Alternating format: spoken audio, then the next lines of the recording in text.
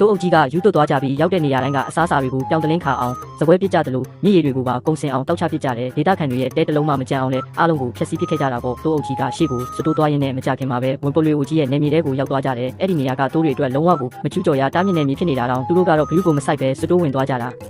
အဲ့ဒီအချိန်မှာဝန်ပလွေဦးကြီးကနေပူစာလုံးနေတာပါသူတပည့်တယောက်အပြေးလွှားရောက်လာပြီးဆရာကြီးယူနေတဲ့တိုးအုပ်ကြီးဒီဘက်ကိုဥတီလာနေပြီလို့သတင်းပို့တော့မှဝန်ပလွေဦးကြီးလည်းလမ်းဖြတ်သွားပြီးမြင်းပေါ်ကမောက်ကမတ်တက်စီကတိုးတွေကိုသွားတာဖို့အလင်းအမြန်ပြေးထွက်ခဲ့တော့တယ်တိုးအုပ်ကြီးရဲ့ရန်မှုမှုကိုကိုယ်တိုင်လည်းမြင်လိုက်ရရောဝန်ပလွေဦးကြီးလည်းသူတို့ကိုတားဖို့မြင်းကိုအပြင်းနေပြီးရှေ့ကပိတ်ရက်လိုက်တယ်ဒါပေမဲ့တိုးတွေကဝန်ပလွေဦးကြီးကိုအဖက်တောင်မလုပ်တဲ့အပြင်သူ့ကိုယ်ပေါ်ကအမွှေးတွေကိုပါကိုက်စားပစ်ကြတာဝန်ပလွေဦးကြီးလည်းဒေါသတွေအလိမ့်လိုက်ထွက်သွားပြီးဒီတိုးတွေကိုမောင်းထုတ်ဖို့ဒရူပီကိုခိုင်းလိုက်မယ်လို့ချင်းချောက်လိုက်တယ်ပြီးတော့သတိပေးတဲ့အနေနဲ့ကောင်းကင်ဘုံကိုတနက်တစ်ချက်ဖောက်လိုက်တာမတော်တဆငန်းတကောင်ကိုသွားမှန်လေရောအဲ့ဒီအချိန်မှာဒရူပီကလည်းတနက်တစ်ချက်ဖြစ်လိုက်တာငန်းအုပ်ကြီးတအုပ်လုံးကောင်းကင်ဘုံကနေစီစီရီပြုတ်ကျလာပါလေရောဝန်ပလွေအိုကြီးကမခံကျင်စိတ်နဲ့အကျွေးစေးတစ်စေးကိုလေထဲမြောက်တင်ပြီးတနက်နဲ့ချက်ချင်းမှန်အောင်ပြစ်ပြလိုက်တယ်ဒါပေမဲ့ဒရူပီကတော့မတော်တဆပြစ်လိုက်တယ်လို့မျိုးနဲ့တင်အဲ့ဒီအကျွေးစေးကိုငါးချမ်းကွဲသွားအောင်ထိပြစ်ပြနိုင်ခဲ့တယ်ဒရူပီကိုမရှင်နိုင်မှန်းသိသွားတဲ့ဝန်ပလွေအိုကြီးလည်းဘာမှမတတ်နိုင်ပဲစခန်းကိုပဲပြန်လဲခဲ့ရတော့တာပေါ့